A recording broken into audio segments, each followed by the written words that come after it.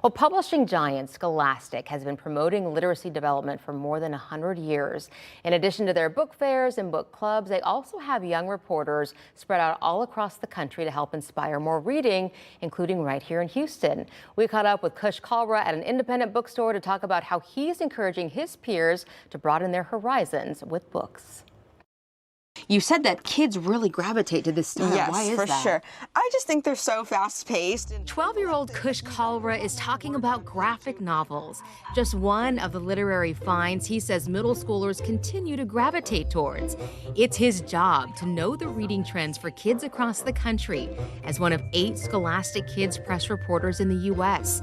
The St. John student is in his 3rd year writing for Scholastic. We write news for kids, by kids. That's kind of our little slogan. So we get to write news, especially on literacy. From interviewing poets to the authors of the popular graphic novel The Cartoonist Club, Kalra's objective is to inspire kids to read more by highlighting literary and other influential figures across Houston and beyond. I get to interview all these really interesting, inspiring individuals across my community and across the country, really.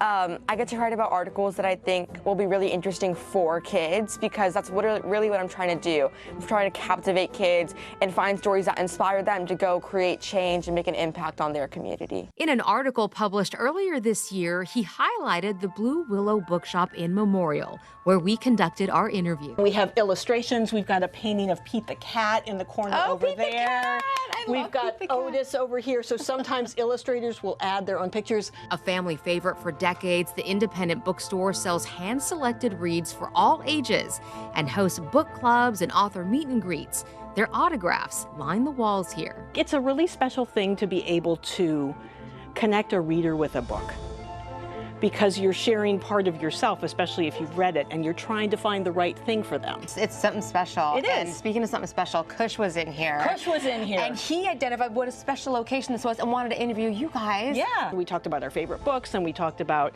what people can do to encourage more reading. That's the million-dollar question. In a time when so many of us are hooked on our screens, how do you convince kids to put down the device? Kalra has this advice for parents. Don't make reading a chore for your kids. And what I mean by that is, don't tell your kid, oh, you have to read at least 30 minutes a day or an hour a day or a certain number of pages a day, because it reads to kids as a chore. And I've experienced that in my life too. And I would think instead kind of have conversation, maybe family conversations around books that can really excite kids. From graphic novels to fan favorite series, Kalra says they all have one thing in common that keeps young readers coming back for more. They kind of provide readers with an escape, and I think that's what a lot of kids look for. They see reading as a passport to all these new worlds, and all those books really achieve that.